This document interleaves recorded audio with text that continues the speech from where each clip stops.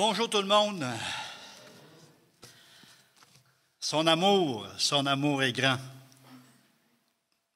Comme Louise nous a rappelé par ses chants, l'amour de Dieu.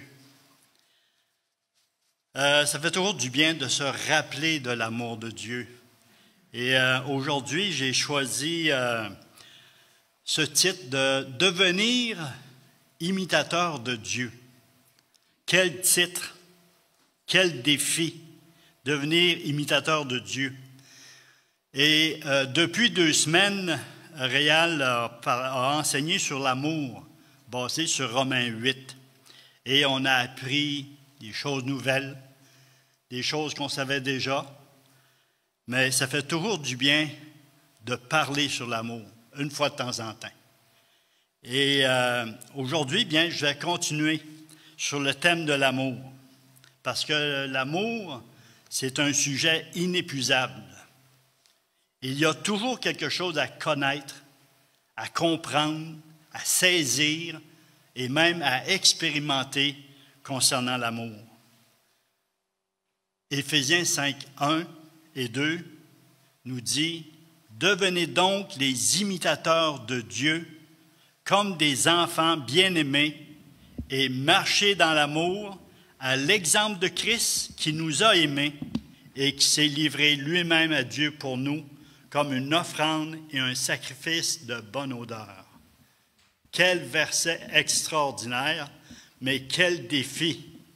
Juste les premiers mots, « Devenez donc les imitateurs de Dieu ».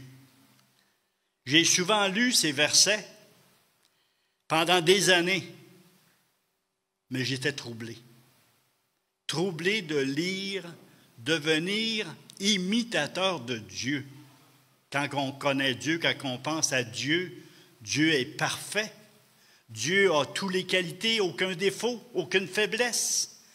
Comment imiter ce Dieu? Eh bien, après quelque temps, j'ai réfléchi et j'ai dit, c'est impossible, j'arriverai pas. Au moins, je ne pourrais pas pratiquer ce verset-là. Puis pourtant, c'est écrit, devenez les imitateurs de Dieu. Est-ce que Dieu aurait demandé quelque chose qu'on ne peut pas accomplir?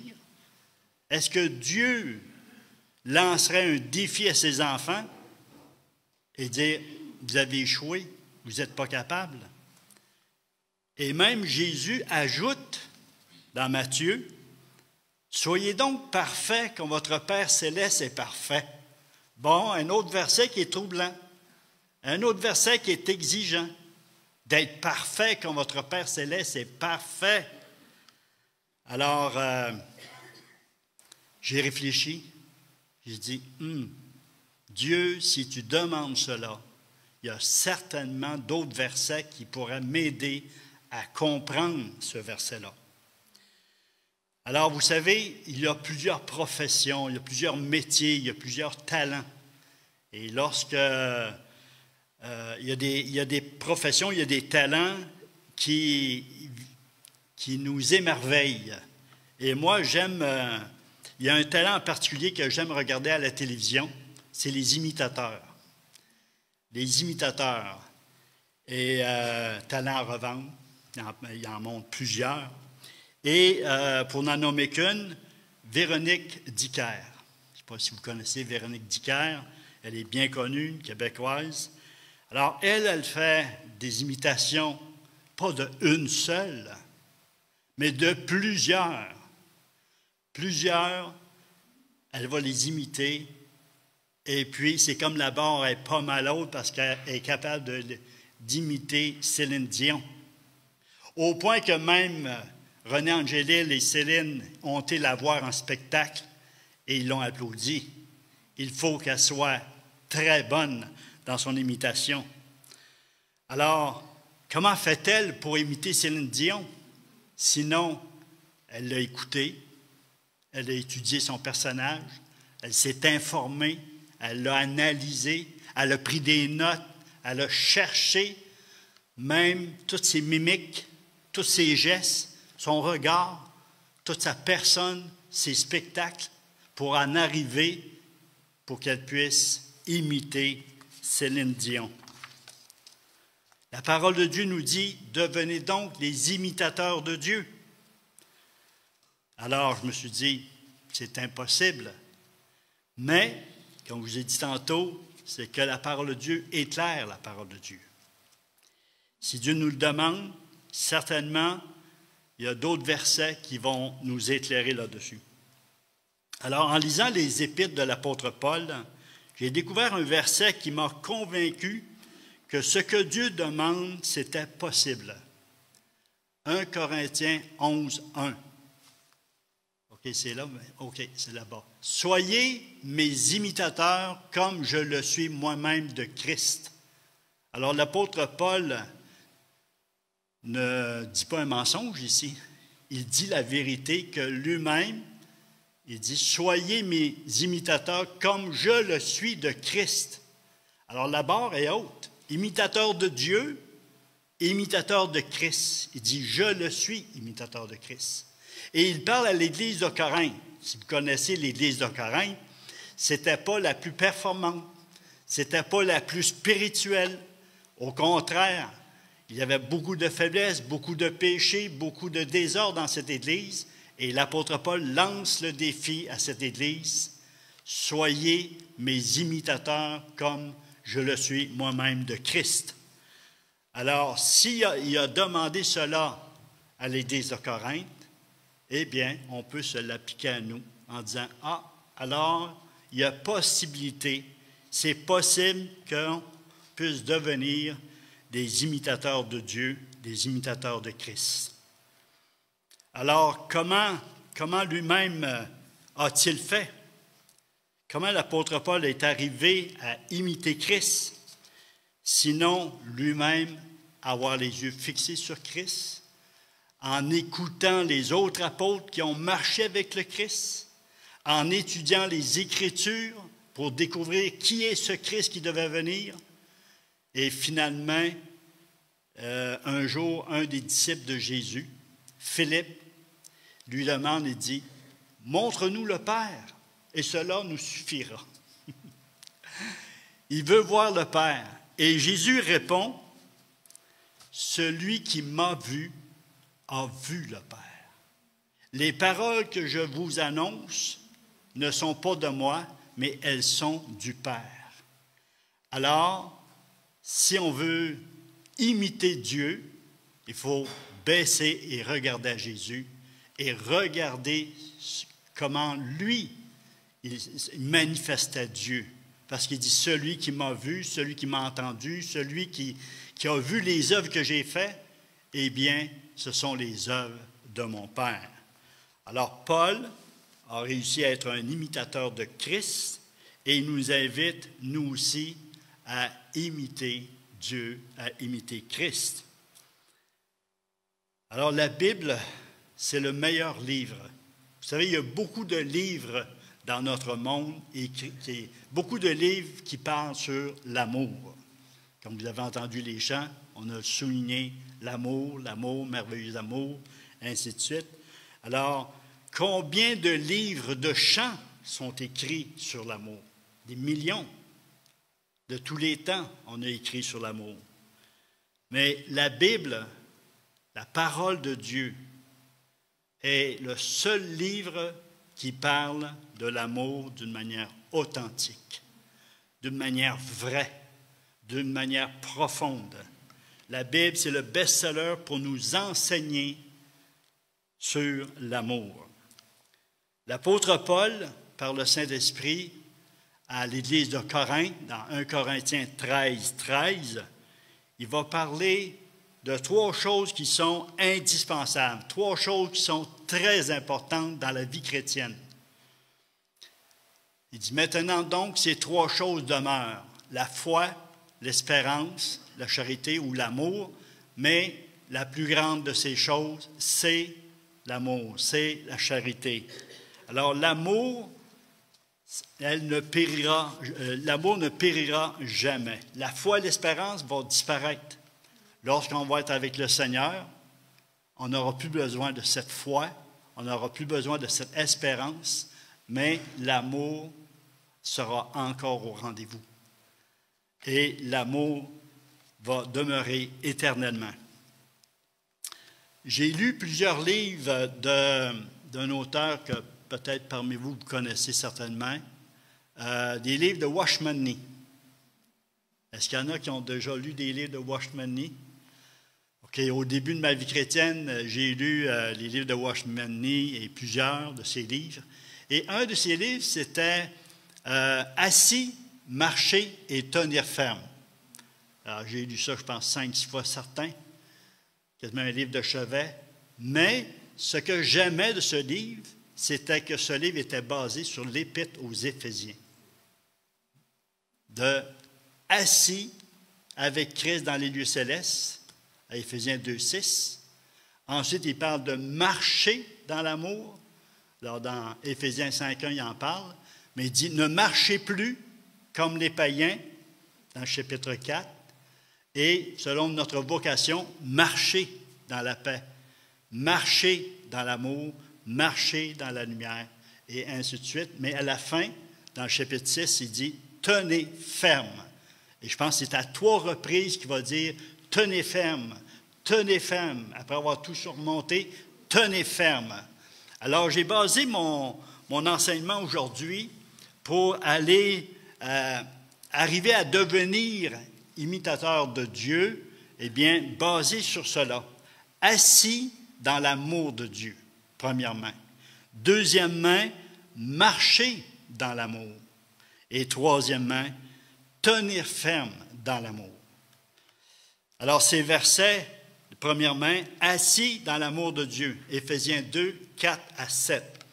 Alors, les versets vont apparaître, et c'est sûr, je fais seulement les lire.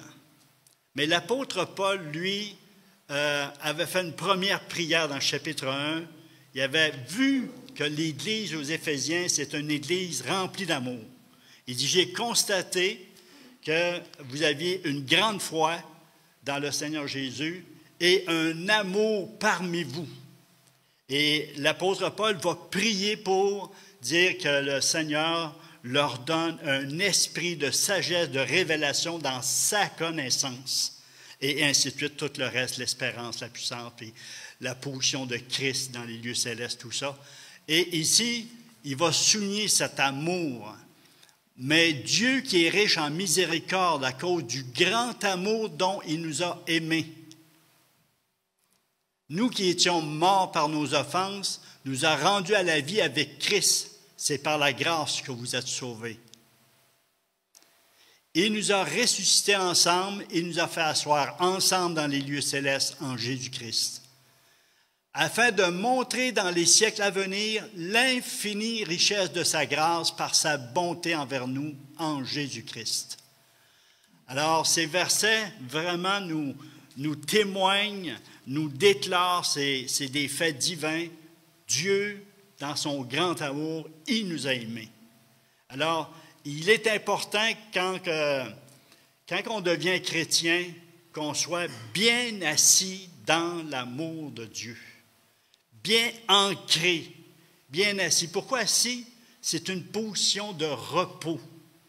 Quand on s'assoit, c'est pour se reposer, soit pour s'asseoir, pour manger, pour communier, pour parler les uns avec les autres, mais s'asseoir dans l'amour de Dieu, s'asseoir puis d'entendre Dieu nous dire qu'il nous aime vraiment d'un amour éternel, inépuisable. On ne pourra jamais atteindre la fin de Dieu. Dieu dit, bon, j'en ai plus d'amour là, pour toi. Là.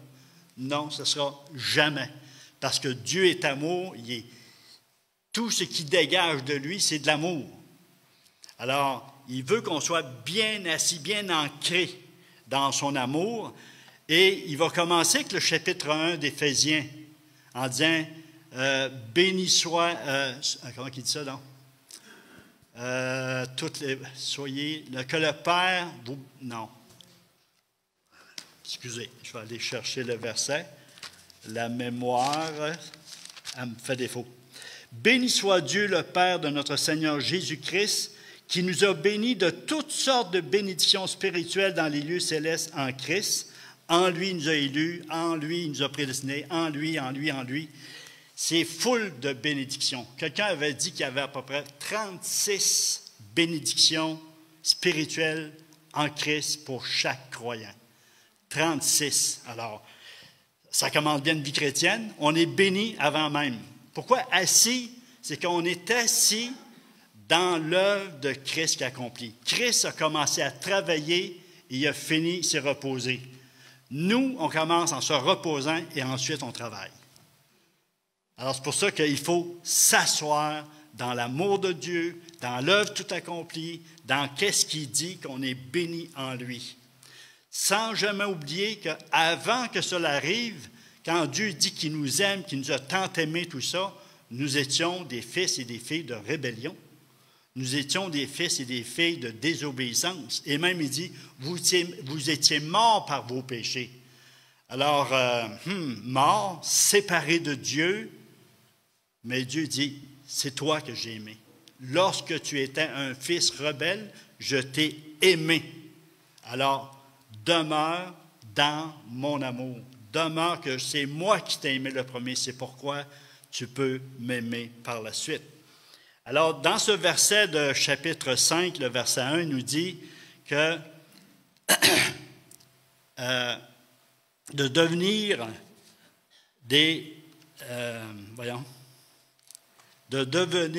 des imitateurs de Dieu comme des enfants bien-aimés. Alors, de fils rebelles, de fils désobéissants, d'enfants de colère, il dit maintenant, à cause de mon amour, à cause de mon œuvre, eh bien, je te déclare un enfant bien-aimé. C'est une nouvelle identité. On est des nouvelles créatures, on a une nouvelle identité, une nouvelle position, et si on pouvait,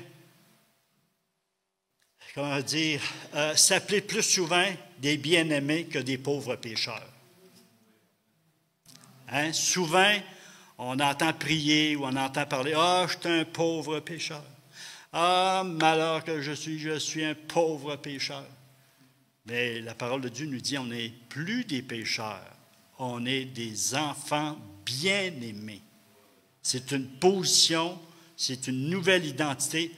Ça veut dire qu'on ne pêche plus? Non, non, non, non. Ça veut dire qu'on apprend à marcher. Quand on apprend à marcher, on tombe, on se relève. Parce qu'on dit, non, je suis un enfant de Dieu, je suis un enfant bien-aimé, je te confesse mon péché. Lui, il dit, j'ai payé pour ça, c'est pardonné, relève-toi, puis marche. Marche en avant, continue à marcher dans la lumière, continue à marcher dans l'amour, et ainsi de suite. Alors, lorsqu'on étudie un peu le mot amour, le mot aimer, eh bien, comme vous savez, en français, on est pauvre un peu. Hein? On dit, j'aime Dieu, j'aime mon épouse, j'aime mes enfants, j'aime ma voiture, puis j'aime mon chien, puis j'aime les bananes. Tout le temps le même verbe, tout le temps le même mot qui revient. En anglais, ils se sont forcés un petit peu plus. I love God, I love my wife, I like bananas. Ananas, bananas. I love, I like. Mais si on va plus loin en grec, le langage un petit peu plus précis, beaucoup plus développé. Alors, il y a plusieurs mots. Et un premier mot, c'est agapé. Sûrement, vous avez déjà entendu dire le mot amour, agapé, qui veut dire amour divin, amour éternel, amour inconditionnel. Il y a aussi philia, philia qui est l'amitié, l'amour amical. Il y a éros, qui est l'amour passionnel, amour physique. Storgé, amour parental, amour familial, un père avec ses enfants, une mère avec ses enfants, un amour dont il y a pardon, dont il y a aussi sacrifice de soi. Et un dernier, pragma, un amour qui dure longtemps. Lorsque on parle des couples, ça fait 60 ans qu'ils sont mariés, qu'ils sont encore ensemble, hein, c'est beaucoup de persévérance, mais c'est un amour persévérant, c'est un amour d'engagement, de respect, de compréhension. Alors, l'apôtre Paul, lui, a reçu la révélation de l'amour agapé. Et il va essayer de décrire dans sa lettre aux Éphésiens cet amour agapé. Il est saisi par cet amour et il veut le partager, même l'amour du Christ. Et lui-même, il est saisi par cet amour-là et il va prier une deuxième fois dans le chapitre 3. Il avait prié au chapitre 1 et chapitre 3, il va prier. Et il va faire quelque chose d'inhabituel pour un Juif.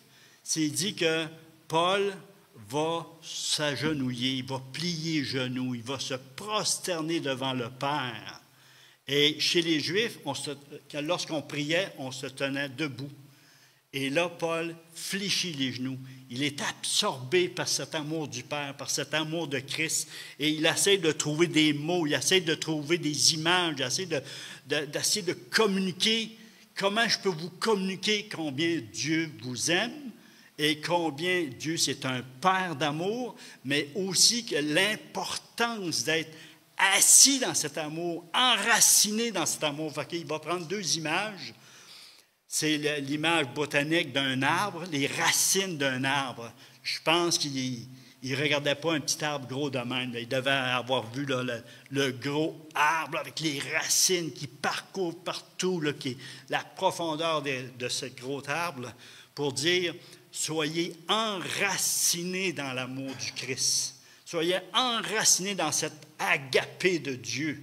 Croyez à cet agapé de Dieu.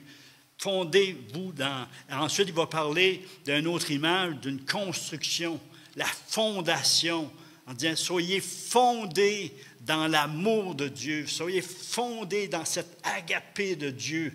Alors, il prend deux images pour dire les profondeurs.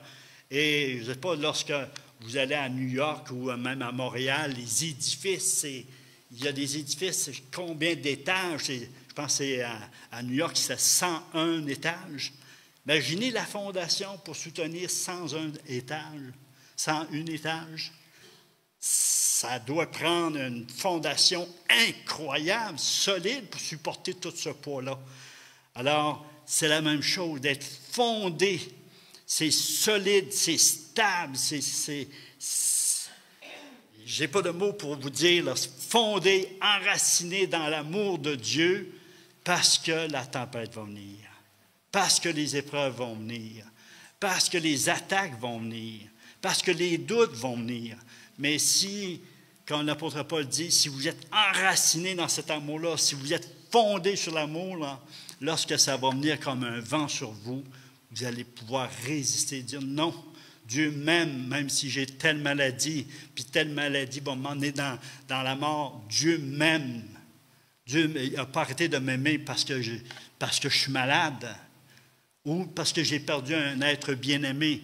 Ah, Dieu, si tu es si amour, pourquoi que tu m'as enlevé mon épouse? Pourquoi tu m'as enlevé mon enfant? Être fondé dans cet amour en disant non.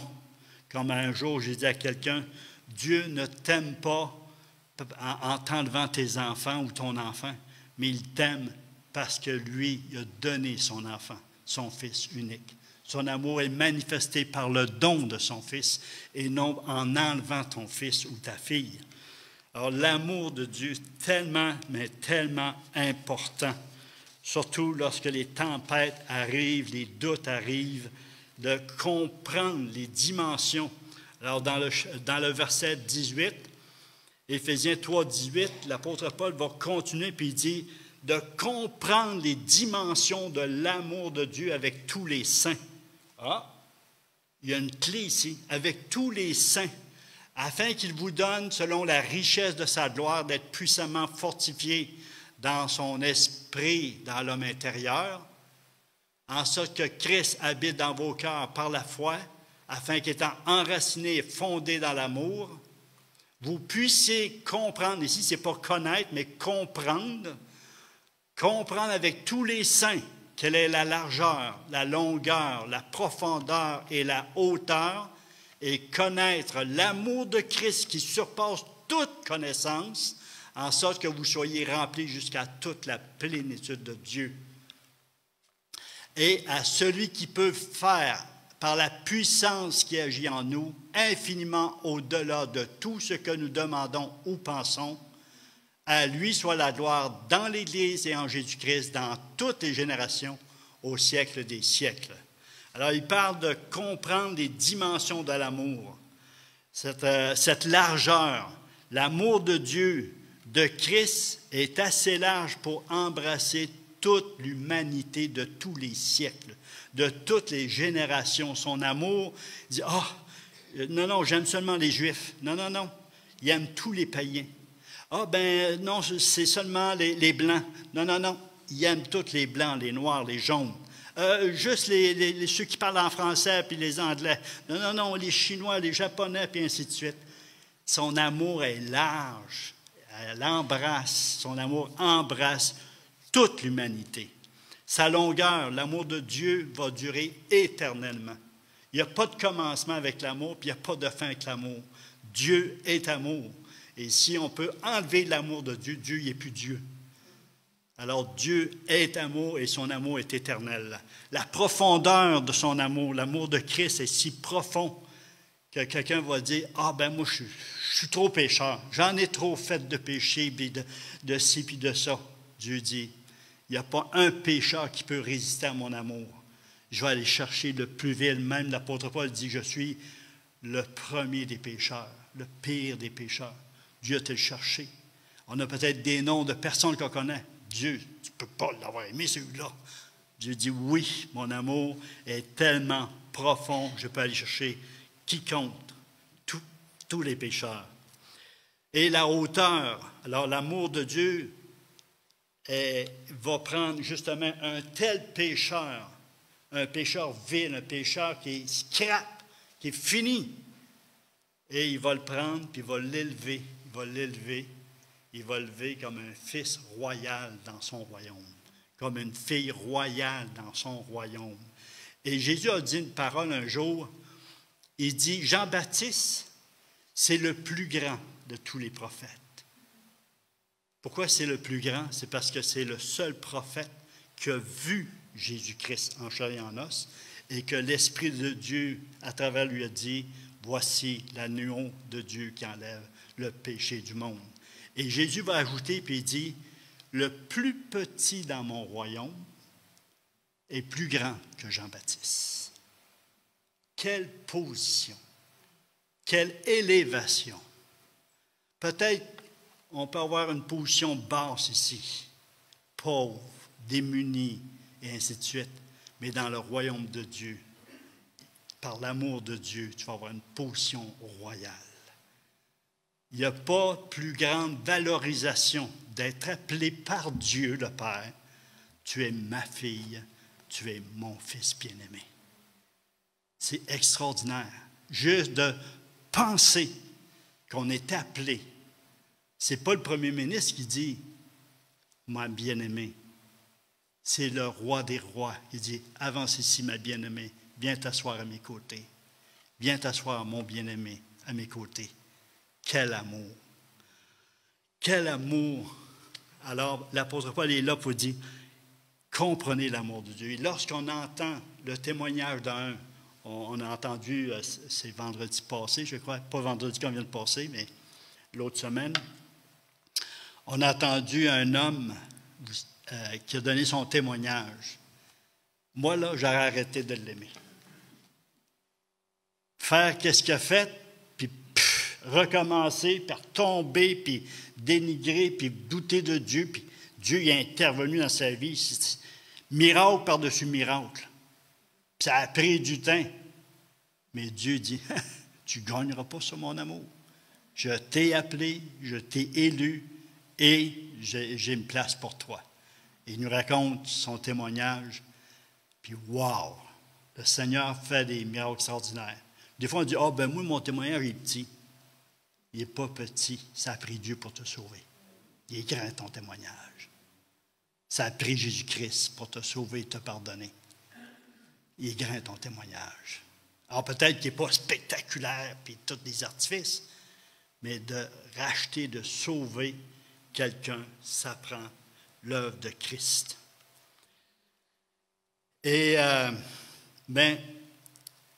pour, là, il faut être bien assis. Vous êtes tous bien assis, assis dans l'amour de Dieu, Par la suite, en deuxième point, assis, marcher. On ne peut pas rester toujours assis. Un coup qu'on est assis, bien, il faut commencer un jour à marcher. Et Éphésiens 5, 1 et 2 nous dit « marcher ».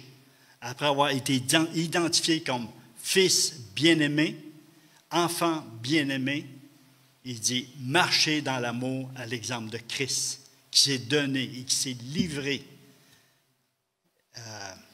Quel amour! Alors, c'est de marcher dans cet amour-là. Et j'aime bien l'exemple de Marie et Marthe. Vous savez, l'histoire de Marie et Marthe, on en parle souvent. Vous l'avez peut-être entendu souvent. Alors, Marie qui est venue s'asseoir au pied du Seigneur, et puis qui est venue l'écouter. Et puis, Marthe qui dit, « Seigneur, ça ne te dérange pas qu'elle ne vienne pas me donner un coup de main, faire les sandwichs? » Non. Il dit, elle a pris la bonne part. Et c'est la même chose. Avant de commencer à marcher dans le service, marcher dans l'amour, il faut s'asseoir comme Marie au pied du Seigneur, au pied de la parole de Dieu, et recevoir les enseignements sur l'amour, recevoir l'enseignement de la parole de Dieu, recevoir de l'enseignement sur notre nouvelle identité, on est des nouvelles créatures, et ainsi de suite. Et par la suite, marcher pour servir, marcher pour manifester l'amour, comme Marthe. Alors, il ne faut pas renverser les rôles. Et vous savez, malheureusement, beaucoup de chrétiens, et je suis dans la gang, j'ai commencé à servir avant même de comprendre cet amour, avant de m'asseoir dans cet amour de Dieu. Et ça fait quoi? Après un certain temps, la frustration. Après un certain temps, découragement. Ouais, personne ne le reconnaît, là. Moi, je fais ci, puis je fais ça, puis je donne ci, puis je donne ça, puis tati, puis tata. Puis là, tu attends des remerciements, tu attends des louanges, tu attends des reconnaissances, à changer de position, des titres. Puis tu n'as pas ça, tu viens frustré, puis tu dis, ouais, c'est ça, bye-bye, m'en va, quitte l'Église, ainsi de suite. Mais il faut s'asseoir parce que ce que nous faisons, notre service, il est pour le Seigneur. Faites-le jamais pour les hommes, vous allez trouver votre mur un jour. Si vous le faites pour une Église, vous allez trouver un mur un jour. Faites-le pour le Seigneur. Et c'est le Seigneur qui s'engage à vous récompenser. Si ce n'est pas ici-bas, ce sera là-haut. Plusieurs vont avoir été récompensés ici-bas par les hommes, mais ils seront récompensés drôlement lorsqu'ils vont passer au tribunal de Christ. Les récompenses de lui sont justes, sont vraiment selon ce que lui a vu. Alors, marcher dans l'amour de Dieu, après avoir eu à s'asseoir dans l'amour de Dieu, l'amour de Christ, on est prêt à marcher dans cet amour. Et en méditant là-dessus, c'est que si tu es bien assis, si je comprends bien l'amour agapé que Dieu a pour moi, pour toi, eh bien, cet amour va me pousser vers lui, premièrement, en disant « Merci, Seigneur ». Mon adoration va être pour lui. Ma louange va être pour lui. Mes prières, je vais le demander à lui. Mon service va être pour lui. Pourquoi? Parce que c'est lui qui a payé le prix pour m'aimer, pour me racheter, pour me pardonner, pour me justifier, pour me donner une nouvelle identité. Alors, c'est tout à fait normal que tout commence en priorité pour lui. Nous l'aimons parce qu'il nous a aimés le premier. Alors, lorsque certaines personnes religieuses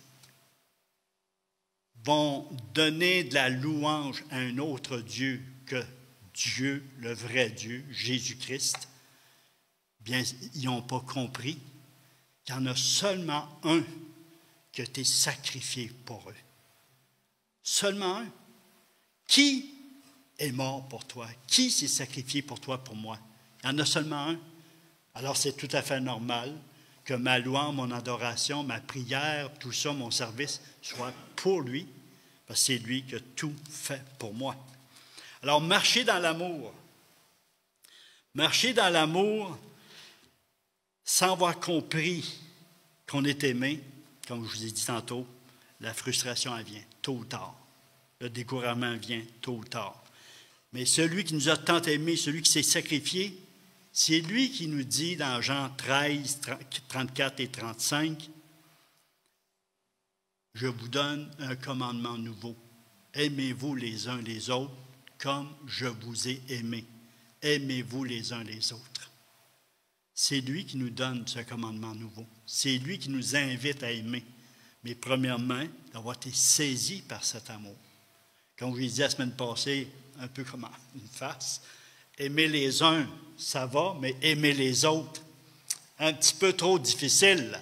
Mais lorsque on saisit cet amour du Christ, cet amour de Dieu, bien, on peut arriver à aimer aussi les autres. Parfois, ça nous demande de faire un pas de foi. Parfois, ça va nous demander de pardonner, de dire, Seigneur, accompagne-moi. Et je crois que c'est Corrie ten Boom qui, un jour, elle enseignait, après avoir été dans les camps de concentration, puis tout ça, là, elle a souffert énormément. Et puis, elle enseignait sur le pardon de Dieu, le pardon de Christ. Et qui arrive dans cette salle, le pire de ses ennemis, qui l'avait vraiment fait, qui l'avait persécuté, puis tout ça, il avait fait souffrir. Et puis, lui était devenu chrétien. Lui, il ne l'a pas reconnu. Mais elle l'avait reconnu. Puis en une seconde, elle a dit, Seigneur, viens à mon secours.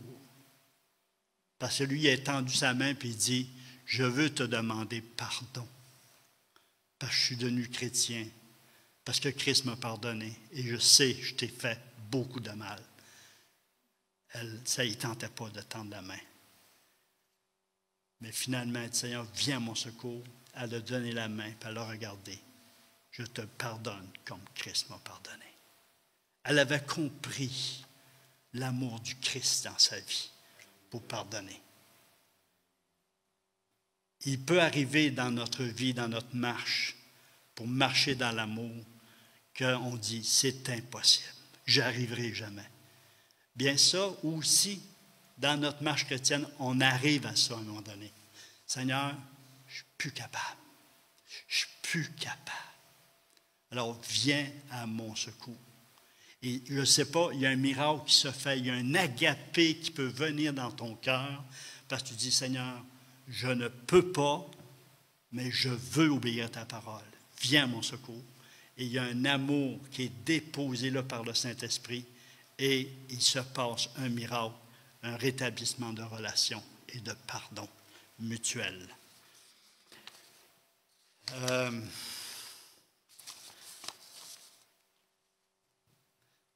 J'ai un petit défaut, c'est que j'ai beaucoup de notes. Je pourrais continuer, l'heure avance beaucoup. Mais j'aimerais vous partager quelque chose de concret, de pratique, qui m'a beaucoup été en aide dans ma vie, dans ma marche avec le Seigneur, dans cette marche. Marcher dans l'amour, ce n'est pas toujours facile, c'est quelque chose qui est difficile. Aimer ceux qui nous aiment, c'est facile. Mais aimer certaines personnes, ça peut être difficile. Et un jour, là, à peu près 20 ans, j'ai reçu un livre qui parle sur l'amour.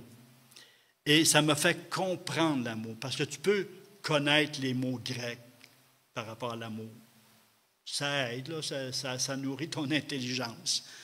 Mais en pratique, comment tu pratiques l'amour, marcher dans l'amour pour les autres? Et puis ce livre-là, vous avez peut-être, certains parmi vous, peut-être vous l'avez connu, c'est le livre « Les langages de l'amour de Dieu ». Parce que tu as les langages de l'amour par rapport au couple, mais tu as aussi le langage de l'amour de Dieu. Dieu nous aime, Dieu s'approche de nous, il veut se faire connaître à nous. Et comme Réal disait, le langage de Dieu, Dieu sait nous approcher, il parle par des images, il parle des toutes sortes de moyens pour essayer d'entrer en relation, en communion avec nous. Et ce livre-là nous parle de 5 langages de l'amour. Et les 5 langages de l'amour, tout le monde l'a, même les inconvertis. N'importe qui, même un enfant, a ces 5 langages de l'amour. Alors, on parle de langage du cadeau, des cadeaux. Les cadeaux, ça parle d'amour. Quand tu donnes un cadeau à quelqu'un et que tu reçois un cadeau, la personne est en train de dire « Je t'aime, j'ai pensé à toi, je t'apprécie, voici mon cadeau ». Ça peut être du temps de qualité, passer du temps avec quelqu'un. Pas du temps de quantité, mais du temps de qualité. Pas pour se débarrasser, bon, je l'ai vu, là, et il doit être content. Non, non, c'est du temps de qualité. Tu as choisi le temps pour t'asseoir avec la personne, soit aller au restaurant, soit d'accueillir à la maison, ou quoi que ce soit. Un temps de qualité où on se parle les yeux dans les yeux, on se parle de cœur à cœur, on se parle, on se communique, on prend le temps d'écouter l'autre. Et il y a des personnes, il y a des temps de qualité, c'est un langage qui répond très, très fort. Il y a aussi les services. Les services, rendre des services. Quand tu rends service à quelqu'un ou quelqu'un te rend service, il est en train de dire « je t'aime ». Je veux t'aider, je t'apprécie, tout simplement, je t'aime. Je suis prêt à te rendre service. Et l'apôtre Paul va dire, Onésifore m'a rendu beaucoup de services. Il va dire à Phoébé, une diaconesse de l'Église, Phoébé, elle m'a rendu beaucoup d'aide, elle m'a rendu beaucoup de services, et à plusieurs. Alors, elle manifestait l'amour par les services. Il y a aussi les gestes, le toucher. Prenez l'exemple de Jésus lorsqu'il a rencontré un lépreux. Ce lépreux-là, si son code d'amour, c'est le toucher, que ce n'est pas les cadeaux, probablement, il ne devait pas avoir ben de cadeaux. Mais lui, c'est le toucher, mais il est lépreux. Peut-être ça fait 20 ans, peut-être 40 ans que personne ne l'a touché, ils ne veulent pas attraper la lèpre.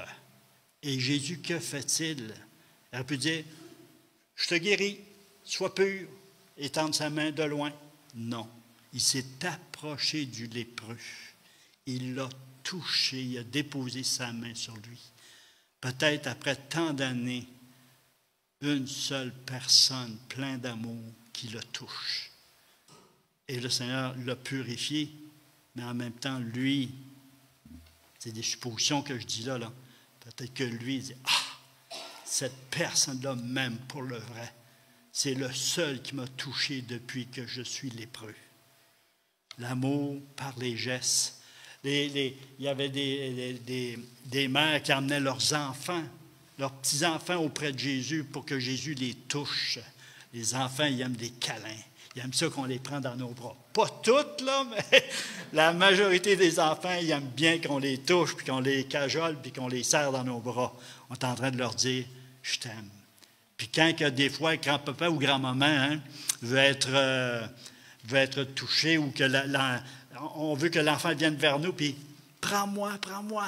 Puis là, on les serre, ça nous fait du bien. Ceux qui, leur code d'amour, leur langage d'amour, c'est de toucher, eh bien, ils apprécient énormément. Mais ce n'est pas tous. On a tous les 5 langages d'amour, mais ils ne sont pas priorité de la même manière. C'est un peu comme un coffre-fort. Un coffre-fort, tu as les chiffres. Puis s'il y a un héritage dedans de ton grand-père, disons, bien, faut tu as le code, puis là, tu dis 1, là, tu tombes de l'autre bord, 7, puis là, 8, 7, puis ça n'ouvre pas. Pourquoi? Parce que tu n'as pas la bonne combinaison. C'est la même affaire, les cœurs. Nos cœurs ont des langages, ils ont 5 langages, mais ils sont en priorité. Et lorsqu'on a la bonne combinaison, on ouvre le cœur de la personne et on peut les aimer dans leur priorité. Et le Seigneur fait ça envers nous. Dieu les a, les 5 langages d'amour. Quand tu lui dis, Seigneur, je t'aime, bien, c'est une parole. Il y a aussi des paroles édifiantes, les paroles valorisantes, les paroles qui t'élèvent, qui t'honorent, qui te respectent. Et de dire à Dieu, tu es le meilleur. Pour moi, tu es le seul vrai Dieu. Il n'y en a pas d'autre Dieu que toi. Dieu, pensez-vous que ça ne lui fait pas chaud au cœur? Il aime ça, attendre ses enfants, lui dire, tu es le meilleur, puis pour moi, il n'y en a pas d'autre. Et ainsi de suite. Jésus, c'est la même affaire. Lorsqu'on chante, il aime ça, qu'on lui chante des louanges. Et ainsi de suite, les 5 langages de l'amour. Les cadeaux, les temps de qualité. J'avais des versets pour chacun, mais le temps passe. Paroles édifiantes, les services et le toucher. En conclusion, troisième point, tenir ferme dans l'amour de Dieu. Et en étudiant ce thème, j'ai resté surpris que l'Église d'Éphèse était une Église qui avait beaucoup d'amour. Même Paul y a constaté, on voit ça dans Éphésiens 1,15, où c'est que Paul il voit qu'il y a beaucoup d'amour et de la foi en Jésus-Christ. Et l'apôtre Paul va enseigner sur l'amour, qu'il soit enraciné dans l'amour, planté dans l'amour, les dimensions de l'amour. Il va parler de Jésus-Christ, de Dieu, combien il les aime, qu'il les a rachetés. Il va les appeler enfants bien-aimés. Et on découvre dans Apocalypse, chapitre 2, le verset 4, Jésus qui va parler à l'Église d'Éphèse. À l'Église d'Éphèse, il va la réprimander en disant « Mais ce que j'ai contre toi, c'est que tu as abandonné ton premier amour. » Wow! Ça m'a secoué. Je dis « Quoi? Est-ce que possible une Église avec l'apôtre Paul comme enseignant qui enseigne par révélation sur l'amour de Dieu, l'amour de Christ, plénitude de l'amour, qui en arrive à la fin, après combien d'années? Ce que j'ai contre toi, tu as abandonné ton premier amour. Ici, ce n'est pas écrit « tu as perdu ton premier amour ». Le verbe, c'est « abandonner ». Quand tu perds, ça arrive, tu as perdu. Hein?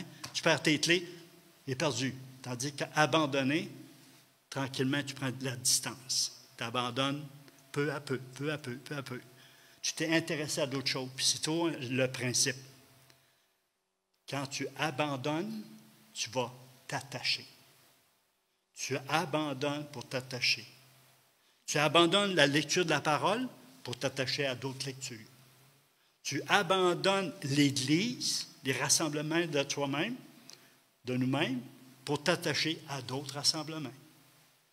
Il y a toujours le principe abandonner pour s'attacher ou s'attacher puis tu vas abandonner.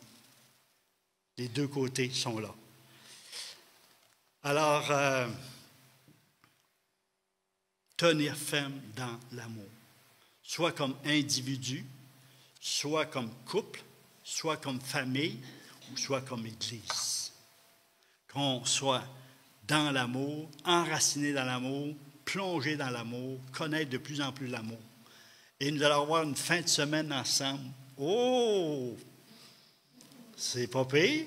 Réal enseigne 2 fois sur l'amour. Puis là, j'ai dit jamais 203. On parle encore de l'amour aujourd'hui. La mise en pratique la semaine prochaine, qu'est-ce que vous en pensez?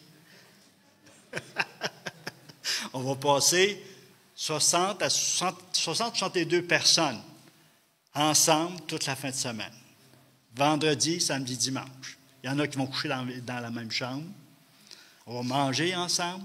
On va rire ensemble. On va chanter ensemble. On va peut-être pleurer ensemble. On va peut-être ouvrir nos cœurs ensemble.